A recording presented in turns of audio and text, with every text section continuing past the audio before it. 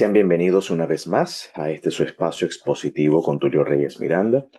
En esta ocasión haciendo nuestra entrega sobre la epístola a los Gálatas. Y en esta ocasión vamos a estudiar o adentrarnos de manera introductoria cuál es la problemática en Gálatas, ya que es un documento que se trata de la defensa del Evangelio. Y para ello entonces vamos a dar inicio a este comentario sobre la epístola a los Gálatas, avanzando en esta segunda perícopa o en esta segunda temática, que dice lo siguiente. La segunda perícopa iniciamos desde el capítulo 6, no culmina en en el verso 12, sino que decidí detenerme allí, que dice lo siguiente: estoy sorprendido. Ok, la palabra griega taumazo habla de admiración o de sorpresa, ¿no? Estoy sorprendido, estoy admirado eh, de que así tan rápido os hayáis desertado o alejado del que os llamó por gracia para un evangelio diferente. En griego la palabra diferente es heteros, de donde viene la palabra, por ejemplo, heterosexual, ¿no? Un ejemplo, hetero significa para otro evangelio, ¿ok? No es que haya otro evangelio, sino que hay algunos que os inquietan y quieren pervertir, quieren cambiar, quieren alterar el Evangelio del Mesías. Esto es clave. Quiere decir que la problemática en Gálatas es una herejía. Es un problema de herejía que afecta la conducta de ciertos miembros de las congregaciones de Galacia, de que hayan desertado, hayan abandonado a aquel que os llamó por gracia para seguir un evangelio, para seguir otro evangelio o un evangelio distinto. No porque haya otro, no, sino que hay algunos, ¿ok? Hay algunos que se han introducido, se han infiltrado y quieren alterar el evangelio del Mesías. Pero si aún nosotros, es decir, nosotros los apóstoles, dice Pablo, o un mensajero del cielo, un ser celestial, proclama un evangelio contrario al que os proclamamos, sea anatema. Anatema es la traducción de la palabra hebrea jerem. Y jerem significa separado para la destrucción. O también se refiere, el jerem en la comunidad judía se refiere a la excomunión de la sinagoga. Pero en la Biblia hebrea, el jerem, por ejemplo, en Josué, en el libro de Josué se utiliza para alguien que sea juzgado y separado para la destrucción, pero también se emplea para la expulsión de la sinagoga, ¿ok? Y creo que el concepto de jerem o anatema va en ambas direcciones.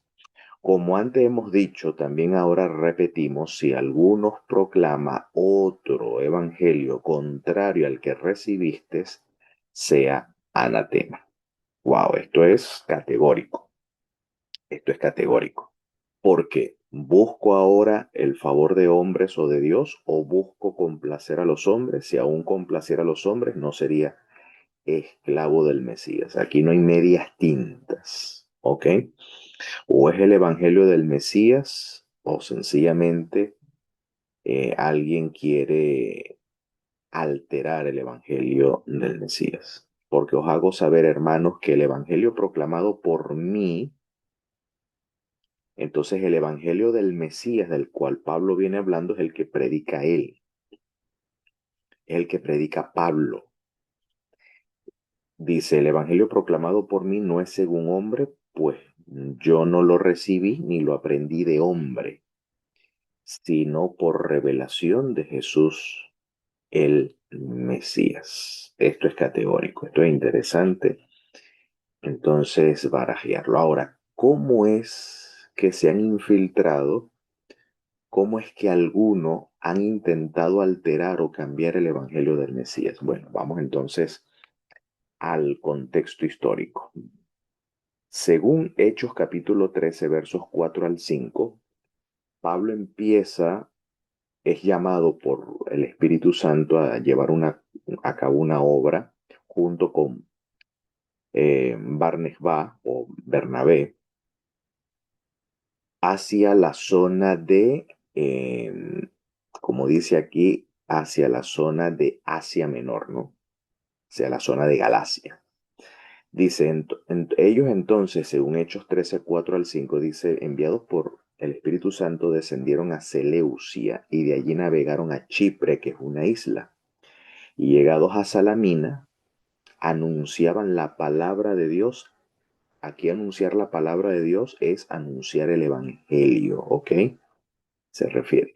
Cuando usted lee en el Nuevo Testamento palabra de Dios o en el libro de los Hechos, se refiere al Evangelio particularmente. ¿Ok? No es hablar del Shabbat, ni es hablar de los diezmos, ni es hablar de... El tema aquí es el Mesías. ¿Ok?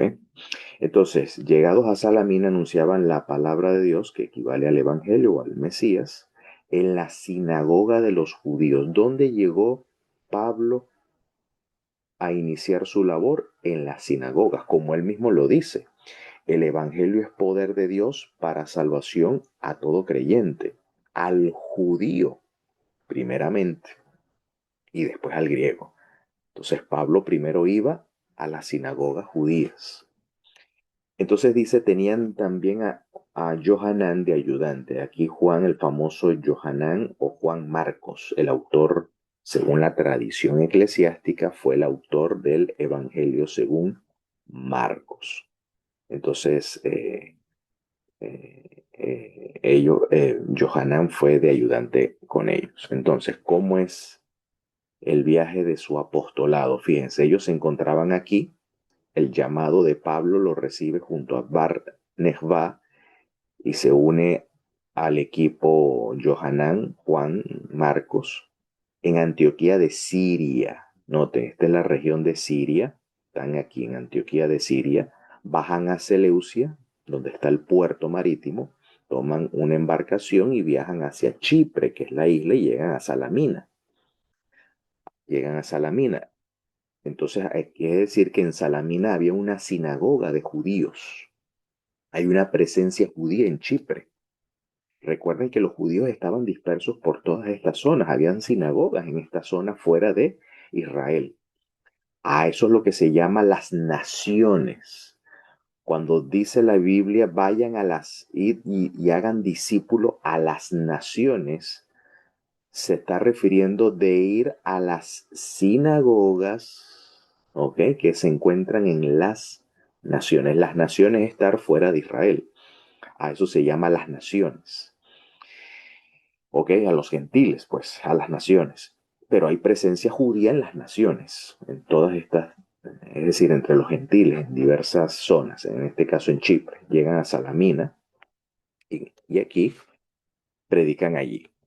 Luego de predicar allí, dice, habiendo zarpado de Pafos, que es en Chipre, Pablo y sus compañeros arribaron a Pergue de Panfilia. Allí bajaron de la embarcación, pero Johanán, apartándose de ellos, volvió a Jerusalén.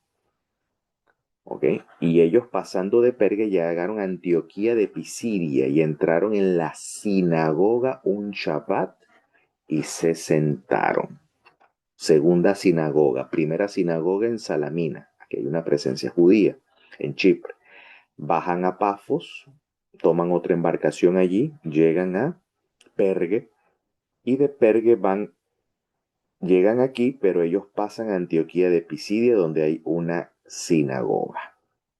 ¿Ok? Llegan allí.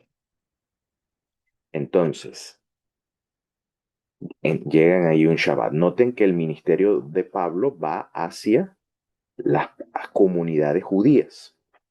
Ahora, ¿cuál es el mensaje del evangelio que predica Pablo? Fíjense, si uno toma el sermón de Pablo que él predica allí en la sinagoga de Antioquía de Pisidia, aquí vemos una síntesis del mensaje que Pablo predica. Dice, y nosotros también os anunciamos el evangelio. Dice, ¿en qué consiste el evangelio? Dice, de aquella promesa hecha a nuestros padres. Ah, interesante. El evangelio es predicar la promesa hecha a los patriarcas. Eso es el evangelio. La buena noticia es proclamar las promesas que Dios hizo a los patriarcas. De esa manera Pablo predicaba en las sinagogas judías. Quiere decir que Pablo utilizaba como referencia la Torá, ubicando las promesas que Dios hizo a los patriarcas.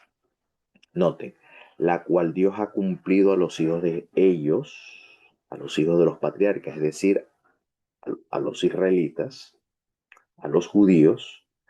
Dice, la cual Dios ha cumplido a los hijos de ellos, dice Pablo, a nosotros. Pablo se identifica como judío. Pablo se identifica como Israel. Dice, resucitando a Yeshua, como está escrito también en el Salmo segundo. Está citando el Salmo 2, ¿no? Que dice, mi hijo eres tú, yo te he engendrado hoy. Muchos citan este salmo para decir que Jesús es la primera criatura que Dios engendró en la eternidad. Con todo respeto, pero el Nuevo Testamento, cuando cita el Salmo segundo, cuando dice yo te he engendrado hoy, lo aplica en el contexto de la resurrección, no, no de su condición previa a la encarnación. Es un mes, no, el Salmo segundo no está hablando de su condición antes de la encarnación, sino de su resurrección y de su entronización. Eso es el Salmo segundo, cuando dice yo te he engendrado hoy. ¿Ok? Yo te parí hoy. Sería la palabra original en hebreo. ¿Ok? Yo te parí hoy. Mi hijo eres tú, yo te parí hoy. ¿Ok? Claro, porque engendrar es una traducción masculina, pero parir es femenina. Pero es que en el hebreo la expresión es femenina. Es como que Dios es madre, no padre, sino madre. Entonces, mi hijo eres tú, yo te parí hoy. Por eso Jesús habla del nacer del Espíritu, como que el Espíritu es una madre. Bueno, de hecho, en el idioma hebreo, Ruach HaKodesh es una expresión femenina, un género femenino, tiene género y el género femenino. Entonces, bueno, y Romanos dice que Jesús fue resucitado por el Espíritu Santo.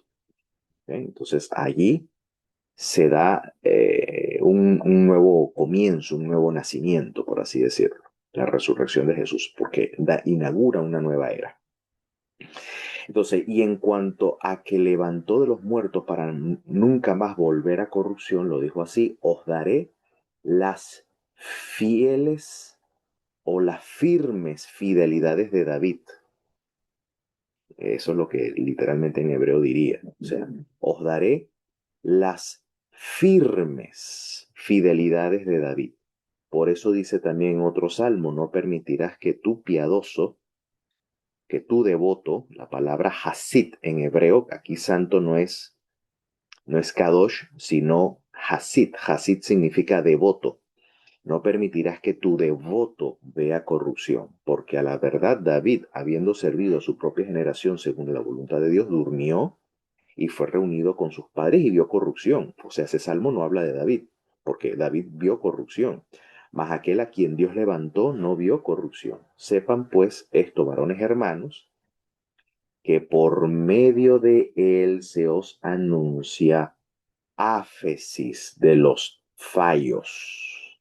La palabra hamartía significa errar al blanco, los fallos. ¿Ok? No es pecado, sino fallos. Ya que por medio de él se denuncia el áfesis de los fallos. Y de todo aquello de que en la Torá de Moshe no pudiste ser justificado, en este es justificado todo aquel que cree. Noten que el mensaje de la justificación se conecta con el concepto de áfesis, de los fallos. ¿Qué es áfesis? La palabra áfesis tiene que ver con la festividad del cada quincuagésimo año en Israel, que es el famoso Yovel o el jubileo. El áfesis tiene como trasfondo, es el Yovel de los fallos, es la jubilación de los fallos. ¿En qué consistía en síntesis allá en Levíticos 25 el año del Yovel, que era el año quincuagésimo o el año 50? En ese año se perdonaba las deudas. Áfesis sí incluye el perdón de las deudas como alusión a los fallos, porque los fallos era visto como deudas, pero el término áfesis, traducirlo como perdón, queda corto, porque áfesis incluye más. ¿Qué incluye? Liberación de los cautivos, liberación de los presos, liberación de los esclavos. Los esclavos eran jubilados, eran dados en libertad. Así que no es solamente un perdón, una condonación de las deudas, sino que además se liberaba a los cautivos y había un retorno a la propiedad. Aquellos que habían perdido sus propiedades por haber incurrido en pobreza, sus tierras, su patrimonio era recuperado. Hay una restauración de la propiedad. Todo eso incluye el concepto. Todo eso es lo que sucedía en el Yovel y esa palabra fue vertida al griego como áfesis. Pero aquí está hablando del áfesis de los fallos. Y el áfesis de los fallos no está limitado al perdón. Está hablando de una restauración completa que implica perdón de las deudas, sí, implica liberación de los cautivos y un retorno a su estatus primordial. Eso es áfesis y eso es justificación.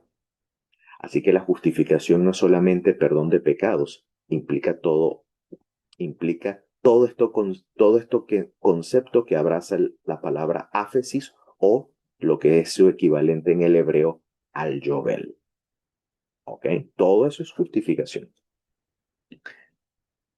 Así que fíjense que porque Pablo dice que en el Evangelio que abarca las promesas hechas a los padres, revela la justicia de Dios. Aquí lo tiene. ¿Ves? Aquí está la justicia de Dios. ¿En qué consiste la justicia de Dios? La justicia de Dios consiste en el áfesis de los fallos, es decir, el Yovel de los fallos. Esa es la palabra que está detrás de áfesis, es el Yovel, el jubileo. ¿Ok?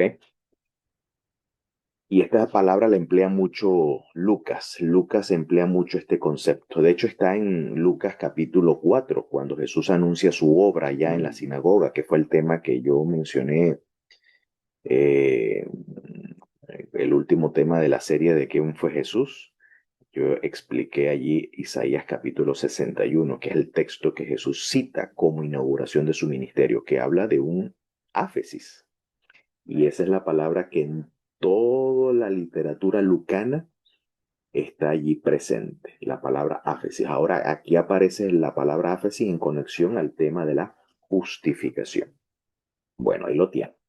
Controversia. ¿Cuál es la controversia entonces? Dice, al salir ellos le rogaban que en el sábado siguiente, esto fue en Antioquía de Pisidia, les hablaran las mismas palabras. Ya esto era Galacia. Y disuelta la reunión, muchos de los judíos y de los prosélitos que adoran a Dios siguieron a Pablo y a Bernabé.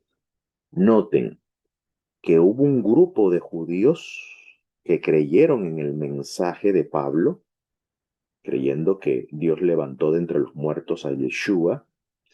Por lo tanto, evidentemente, Yeshua sería el Mesías, el Señor, pero también prosélitos. ¿Qué son prosélitos? Prosélitos son extranjeros, gentiles, que han abrazado la fe judía.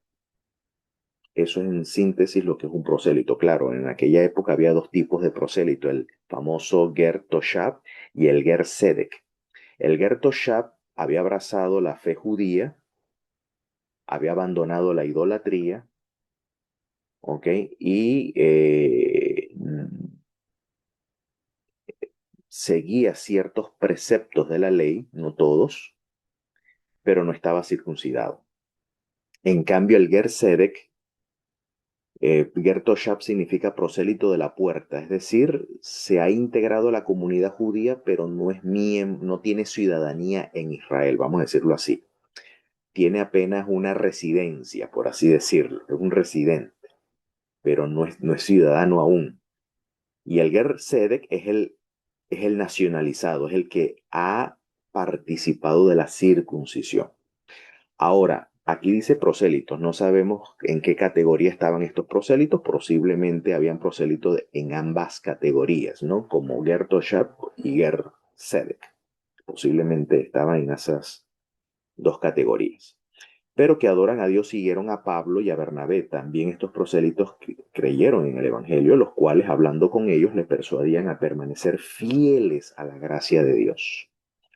El siguiente Shabbat se congregó casi toda la ciudad a oír la palabra del Señor, pero los judíos, viendo a las multitudes, se llenaron de envidia y blasfemando contradecían las palabras que a Pablo hablaba. Hubo un grupo de judíos que sintieron envidia de Pablo, ¿ok? Y hablaron mal, es decir, blasfemando. Blasfemando quiere decir, hablaban mal del mensaje de Pablo y obstaculizaban, ¿no? Contradiciendo, entonces, intentando refutar a Pablo. En realidad eran porque maldecían en su corazón el mensaje, por envidia, ¿eh? Porque ganaron fama, pues. Así que Pablo y Barnabá dijeron con todo de nuevo, a nosotros, a ustedes, primero era necesario que se salvara la palabra de Dios, es decir, el Evangelio. Pero ya que la rechazáis y no consideráis digno de la vida eterna, aquí nos volvemos a los gentiles, porque así nos ha mandado el Señor, te he puesto por luz de las naciones, a fin de que seas para salvación hasta lo último de la tierra. Y los gentiles al oírlo se regocijaban y glorificaban la palabra del Señor, es decir, el Evangelio. Y creyeron todos los que estaban destinados a la vida eterna. Y la palabra del Señor se difundía, es decir, el Evangelio se difundía por toda la región. La región quiere decir Galacia. Pero los judíos soliviantaron a distinguidas mujeres adoradoras de Dios y a líderes de la ciudad y provocaron a gente líder de la ciudad, es decir, líderes judíos. Como siempre, los líderes son los principales obstaculizadores, ¿no? Líderes de la ciudad se levantaron y destacadas mujeres que adoraban a Dios provocaron una persecución. Aquí está el tema. Hubo una persecución contra Pablo y Barnabá y los echaron de sus territorios. Aquí está. La primera persecución procede de los mismos judíos que por envidia maldecían o hablaban mal del mensaje y de sus mensajeros, por supuesto, levantando persecución.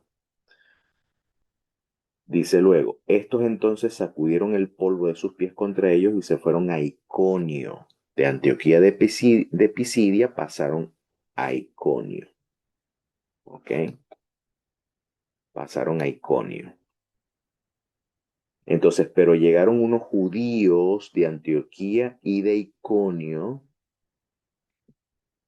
Eh, ya, un momento. Se van a Iconio. ¿Qué sucedió en Iconio? Aconteció que en Iconio, ya estamos en el capítulo 14, 1 al 7, entraron juntos en la sinagoga de los judíos. Pablo iba primero a los judíos, era su regla evangelística. ¿Ok? Primero a los judíos. El evangelio es poder de Dios para el judío primeramente. Y hablaron de tal manera que creyó una gran multitud, tanto de judíos como de griegos. Estos griegos eran prosélitos, por supuesto. Pero los judíos que desobedecieron, fíjense que la desobediencia no vino de los prosélitos, vino de los mismos judíos, que desobedecieron, incitaron y contaminaron las mentes de los gentiles contra los hermanos. Esto fue en Iconio, no tiene que ver con los de Antioquía de Pisidia. Entonces hubo una deserción, hubo un cisma en Antioquía de Pisidia y hay otro cisma en Iconio. A pesar de ello, permanecieron allí mucho tiempo hablando, a pesar de la contrariedad de algunos judíos, sin embargo, dice, permanecieron allí mucho tiempo hablando osadamente con el apoyo del Señor, dando Dios testimonio a la palabra, es decir, Dios testificaba el mensaje de Pablo y de Bernabé, de la palabra de su gracia, y concediendo que por sus manos se hicieran señales milagrosas y prodigios. Wow, seguramente sanidades, curaciones. O sea, la curación asistía, al igual que Yeshua, asistía a su mensaje. Y la población de la ciudad se dividió. ¿Eh? Hubo un cisma, una facción. Unos estaban con los judíos y otros con los apóstoles. ¿Quién eran los apóstoles? Pablo y Barnabas. Así que Barnabas también es un Shaliach. ¿Ok? Es un Shaliach, es un apóstol.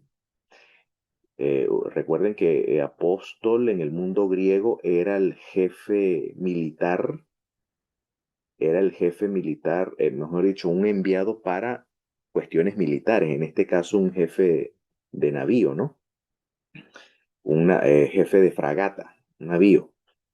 Ese era el apóstol en el mundo griego, pero en el mundo judío es un shalía. Shalía es un plenipotenciario. Es un plenipotenciario, es un enviado plenipotenciario. Tanto así que hay una máxima judía que dice que un shalía viene siendo como aquel que lo envía. Por ejemplo, si había una boda, el novio no podía llegar a tiempo, enviaba un shaliach, donde el shaliach en su lugar se casaba, pero no se estaba casando con el shaliach, sino que se casaba con el que lo envía, pero tenía un representante plenipotenciario. Eso era un shaliach. Y eso es lo que era Pablo. Pablo es un plenipotenciario de Yeshua. Es decir, es como que si fuese Yeshua mismo el que estuviese predicando a los judíos y a los gentiles. Eso es un apóstol, pero vaya responsabilidad. Vaya que hay que pretensión. Quien pretenda ser apóstol, mire, creo que a veces muchos de los que se autodenominan apóstol no están siendo conscientes de lo que eso implica. Ok, entonces, pero al seguir un intento de gentiles y judíos, junto con sus gobernantes, para maltratarlos y apedrearlos, se enteraron de ello y huyeron a Listra y a Derbe, ciudades de Licaonia y a la región circunvecina, y allí se quedaron proclamando el evangelio. Entonces, de Iconio pasaron a Listra y a Derbe, y ahí en estas ciudades proclamaron el evangelio. Toda esa zona es Galacia. ¿Ok? Luego dice en los versos 19 al 28, pero llegaron unos judíos de Antioquía y de Iconio cuando ocurrió el cisma, y después de persuadir a las turbas, apedrearon a Pablo y lo arrastraron fuera de la ciudad, dándolo por muerto. Un apedreamiento, ¿no? Pero siendo rodeado por los discípulos, se levantó y entró en la ciudad, y al día siguiente partió con Barnabas hacia Derbe. Esto sucedió en Listra, y de ahí se fueron hacia Derbe. En Listra fue el apedreamiento. Después de anunciar el evangelio en aquella ciudad y hacer muchos discípulos, regresaron a Listra. a Iconio y a Antioquía de Pisidia, fortaleciendo los ánimos de los discípulos. Esta es la visitación apostólica o la visitación pastoral, que consiste en fortalecer el ánimo de los discípulos, exhortándoles a permanecer en la fe, y les decían: es necesario que entremos en el reino de Dios a través de muchas tribulaciones. Las tribulaciones del cual Pablo aquí habla son persecuciones por causa del mensaje. ¿Ok? En este caso, Pablo sufrió apedreamientos, persecución, blasfemia, es decir, maledicencia, hablaban mal de él y de su mensaje, y persecución, envidia. Esto es tribulación, persecución. Y después que le designaron ancianos a cada comunidad, a cada congregación, oraron con ayuno, les encomendaron al Señor a quien habían creído, es decir, le impusieron las manos a estos ancianos, hubo una ordenación. Pasando por Pisidia, atravesaron Panfilia, y después de hablar la palabra en Pergue, bajaron a Atalía. De allí navegaron a Antioquía, donde habían sido encomendados a la gracia de Dios para la obra que habían cumplido. Hubo un regreso. Cuando llegaron y reunieron a la iglesia en Antioquía de Siria, les informaron todo lo que Dios había hecho con ellos y cómo habían abierto a los gentiles la puerta de la fe, y se quedaron con los discípulos no poco tiempo. Entonces hubo un retroceso, ¿no? Llegaron hasta Derbe. De Derbe regresaron para visitar, fortalecer los ánimos de los discípulos. En Listra hubo una presencia de una comunidad mesiánica, por así decirlo, o judeocristiana. Luego en Iconio, donde en cada una de estas comunidades establecieron ancianos o presbíteros. La palabra ahí anciano es presbíteros, es decir, jefes locales en Iconio, en Antioquía de Pisidia y en Atalía incluso. Aquí predicaron en Atalía, de retorno. ¿Ok? Porque ellos llegaron a Pergue y de Pergue pasaron a Antioquía de Pisidia, pero de regreso llegaron a Atalía. Noten, de regreso. Entonces hubo, ¿cuántas congregaciones? Una en Derbe, una en Listra, una en Iconio. Son 3. En Antioquía de Pisidia, 4. Y en Atalía, 5 congregaciones. Y luego llegaron de Atalía, no, perdón, llegaron a Atalía, pero, permítanme aquí confirmar algo. Creo que en Atalía atravesaron Panfil, no, sí. Después que designaron ancianos en cada iglesia, oraron con ayuno, los encomendaron al Señor, quien habían creído. Pasando por Pisidia, atravesaron Panfil, y después de hablar la palabra en Pergue, bajaron a Atalía. De allí navegaron a Antioquía. No, perdón, aquí corrijo no hubo presencia, no predicaron el evangelio en Atalía, sino que era un puerto en Atalía, y de allí llegaron y de ahí embarcaron, porque a lo mejor habían algunos judíos que le estarían esperando aquí para lincharlo, y eligieron a Atalía, posiblemente. Es una especulación mía, no lo he leído en ninguna parte. Y de aquí directamente pasaron a Antioquía, no pasaron por Chipre. Entonces, donde hubo entonces 4 congregaciones: Antioquía, Iconio, Listra y Derbe. Estas son las congregaciones de Galacia. 4 congregaciones. Y de allí volvieron otra vez a Antioquía de Siria.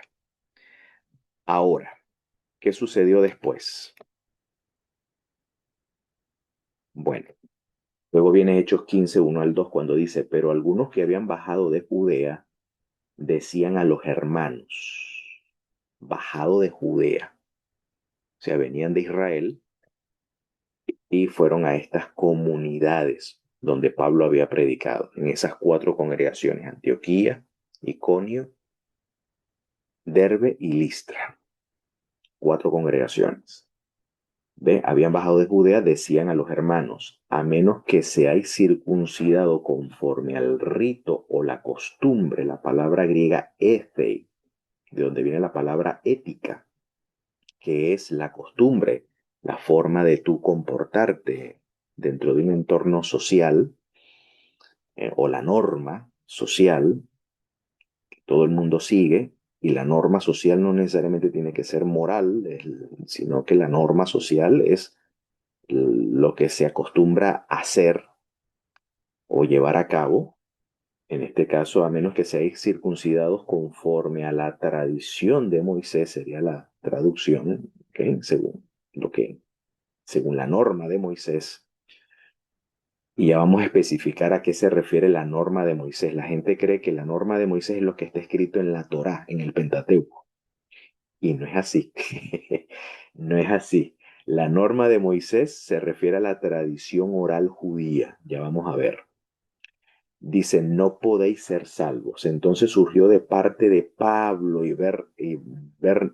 Barnes va una discordia contra ellos, contra estos que habían bajado de Judea.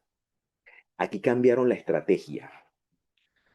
¿Cuál fue la estrategia que cambiaron? Como los judíos de Antioquía y de Iconio perseguían a Pablo y a Bernabé, intentarlos lincharlos si era necesario, imagínense. Como no pudieron, y al contrario, mientras más los perseguían, más se multiplicaban los discípulos, cambiaron la estrategia. Mira, perseguir a esta gente no vamos a lograr nada. Vamos a alterar el mensaje que Pablo y Bernabé predican. Vamos a cambiar. Vamos a infiltrarnos como creyentes en la sinagoga y vamos como un caballo de Troya, vamos a deshacer estas congregaciones desde adentro. ¿Cómo? Alterando el mensaje. Esto es lo que hicieron estos hermanos. Buscaron refuerzo, vinieron hermanos de Judea. Dice, y hubo una discusión no pequeña y dispusieron que Pablo, Bernabé y algunos otros subieran a Jerusalén para tratar la cuestión con los apóstoles y los ancianos. Ahora, ¿quiénes eran estos que bajaron de Judea? El versículo 5 lo confirma, pero algunos de la secta de los fariseos, ahí lo tienen, eran fariseos, mi hermano, eran fariseos los que se oponían a Pablo y a Bernabé. Es decir, los fariseos eran los que se oponían al mensaje de Pablo, pero esto nos da una pista. Dice, pero algunos de la secta de los fariseos que habían creído, pero no es que habían creído sinceramente en el Evangelio, no. Simularon creer, pero eran unos infiltrados, eran unos espías, eran unos infiltrados para alterar el mensaje de Pablo en las congregaciones. Se hicieron pasar por hermanos, pero eran falsos hermanos. ¿Ves? Se levantaron diciendo, es necesario circuncidarlos y ordenarles que guarden la ley de Moisés. Y aquí quiero hacer una pausa. Debido a que esta gente eran fariseos, los fariseos creen en una ley escrita y en una ley oral. Para los fariseos, la ley de Moisés es tanto la escrita en el Pentateuco, Génesis, Éxodo, Levíticos, Número y Deuteronomio, pero también es la tradición oral de los ancianos, de los jajamín, de los sabios. Eso es ley de Moisés. Es todo ese combo. Si usted cree que ley de Moisés solamente se refiere al Pentateuco, usted es un ingenuo. No sabe cómo piensa un fariseo. No conoce la teología farisea. ¿Ok? Así que un fariseo, cuando habla de la ley de Moisés, está hablando tanto de la ley escrita como la oral. Permítanme citarles textos de la tradición farisea, que son los rabinos. Los rabinos son el judaísmo talmúdico, es el judaísmo, son los descendientes, los herederos de la tradición farisea. Dice en el tratado Pirkei Avot en la Mishnah, está en español, pueden descargarlo, ¿ok? Pueden descargar la Mishnah. Hay un capítulo llamado Pirkei Avot que significa los capítulos de los padres. Los padres se refiere a los sabios de Israel. Esos son los padres, los maestros. A un maestro se le llamaba Abba, se le llamaba padre. Por eso allá la advertencia del maestro, a nadie llaméis padre, porque es que así se denominaban a los rabinos, se le denominaban padre. De ahí quedó la tradición en el catolicismo que a los presbíteros se le denominen así, padre, pero padre en el sentido por su sabiduría, ¿no? Quedó la costumbre en el catolicismo, ¿no? Entonces, bueno, Pirkei Avot, que son los mismos pastores. ¿ok? En la tradición protestante se le llama pastores, en la tradición católica se le llama padres, que son los mismos presbíteros, los jefes locales de las congregaciones, los mismos ancianos, que son los mismos pastores. Es lo misma, la misma cosa. Entonces, Pirkei Avot, capítulo 1, verso 1, dice, Moisés recibió la Torah en el Sinaí. Ajá, ojo, la Torah. Pero más adelante va a especificar cuál Torah. Dice, y la transmitió Josué. Josué a los ancianos a los profetas y los profetas transmitieron a los hombres de la gran asamblea. Los hombres de la gran asamblea se refiere a Esdras, Nehemías y toda su generación. Ahora, en un libro llamado el Sifra, Sifra en arameo significa rollo, en hebreo se dice Sefer, y Sifra en arameo es el rollo, el libro, que es un comentario a Levíticos 26:46, dice, Sifra es un comentario de Levítico todo, ¿ok? Es un comentario rabínico al libro de Levíticos.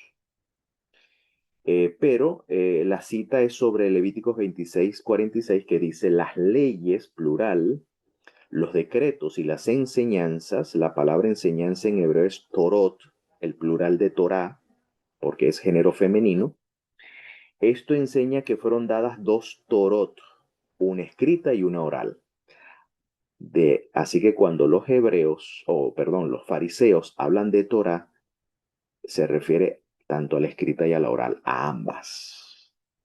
Usted va al Talmud Babli, el Talmud babilónico, en el Tratado Berajot, capítulo 5, folio A, dice, la Torá, la Mishnah, el Talmud y las Agadot fueron dadas a Moisés en el Sinaí.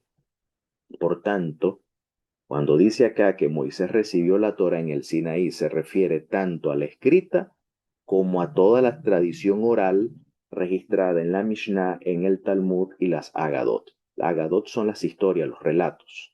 Por tanto, todo lo que contiene la Mishnah y el Talmud procede desde Moisés. A eso es lo que los fariseos llaman la tradición o lo que se transmite de maestro a discípulo por todas las generaciones viniendo desde Moisés.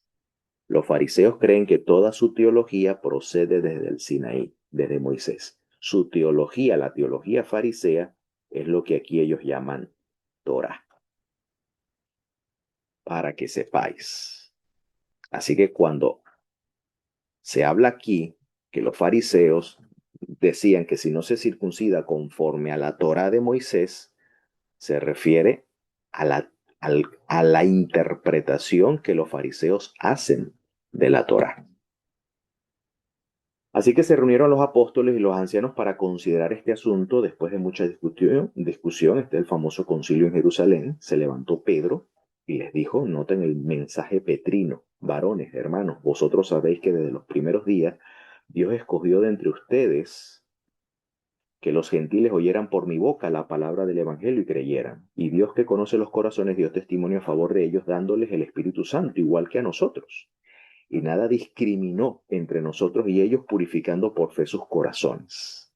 Ahora pues, ¿por qué tentáis a Dios o ponen a prueba a Dios imponiendo sobre el cuello de los discípulos un yugo que ni nuestros padres ni nosotros hemos podido llevar? Aquí yugo se refiere, vuelvo y reitero, según el contexto, es el yugo de los fariseos. Es la interpretación que los fariseos hacen de la Torá. Ese es el yugo. No es la Torá en sí misma, ¿ok? Sino la interpretación que los fariseos hacen de la Torá. Ese es el yugo. Por eso dice Pedro, antes bien creemos que por la gracia del Señor Jesús somos salvos de igual modo que ellos. Yugo. Bueno, en la tradición farisea hay dos yugos. Dice, quien acepta sobre sí el yugo de la Torá, vuelvo y reitero, para un fariseo aquí Torá es toda la teología farisea, es la Torá escrita y la Torá oral juntos, no separados. Quien acepta sobre sí el yugo de la Torá será librado del yugo del gobierno y del yugo de las preocupaciones mundanas. Esto está en Pirkei Avot 3.5, eso está en la Mishnah. Pero también dice los fariseos o los rabinos, que hay dos yugos. Está el yugo del reino de los cielos, que es aceptar la soberanía de la providencia divina, que Dios hace todas las cosas según el designio de su voluntad. Eso es un yugo, ese yugo lo llaman el reino de los cielos, cuando un judío recita el Shema, Shema Israel, Adonai Eloheinu, Adonai Echad, Adonai es uno. Esa idea de uno, los rabinos interpretan que se refiere a su reinado, porque dice Zacarías 14:4, si no más recuerdo, está en el capítulo 14, que dice: en aquel día Adonai será Melech, será rey sobre toda la tierra, y en aquel día su nombre será Echad, será uno, y uno será su nombre. Entonces el concepto de uno está unido a la idea de reino. Es decir, y reino no es otra cosa que la soberanía de Dios. Entonces, cuando toda la tierra de Israel abandone la idolatría, noten que la idolatría es negar la soberanía divina. Si uno cree que la realidad que uno vive son cosas fortuitas y no hay un soberano que regenta la historia, es una forma de idolatría. Entonces, el texto dice: aceptar el yugo del reino de los cielos es creer que Dios es soberano. Ese es el yugo del reino de los cielos. Y después que aceptes eso, viene el yugo de los mandamientos, el yugo de los preceptos. Entonces hay dos yugos: el yugo del reino de los cielos y el yugo de los preceptos, el yugo de los mandamientos. Ahora, Yeshua, cuando criticó a los fariseos, dice: porque atan cargas pesadas y difíciles de llevar y las ponen sobre los hombros de los hombres. Ese es el yugo del cual Pedro habla allá en Hechos 15. Son estas cargas pesadas y difíciles de llevar, que no es otra cosa que la tradición de los fariseos, ¿ok? Con todas sus normas, etcétera, etcétera, etcétera. Así que, mis queridos, esta es la controversia en Gálatas. Hay unos infiltrados en las comunidades que vienen de la secta de los fariseos, se han hecho pasar por creyentes y están alterando el mensaje. No solamente hay que creer en Yeshua.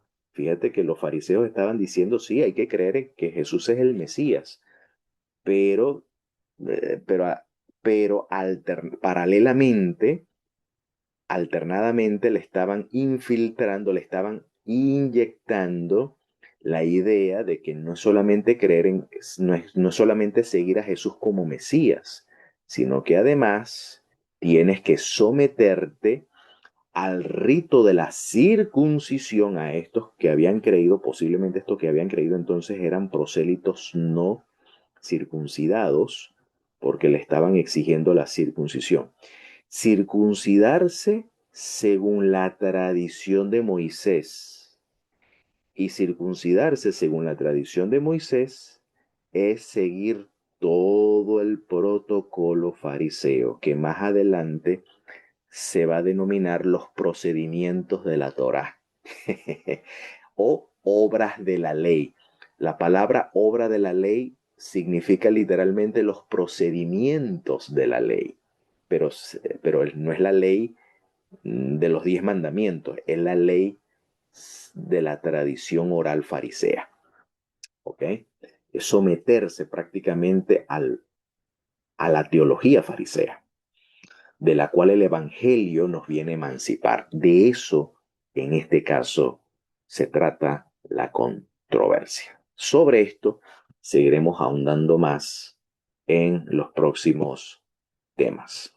Así que, mis queridos, en resumen, quiero finalizar entonces con las palabras del apóstol Pedro, que dice: antes bien, creemos que por la gracia del Señor Jesús seremos salvos de igual modo que ellos. Alabado sea el Eterno por su gracia que nos ha brindado y suministrado por medio de Jesús el Mesías, y que éste vuelva pronto y en nuestros días, y a ello digamos amén.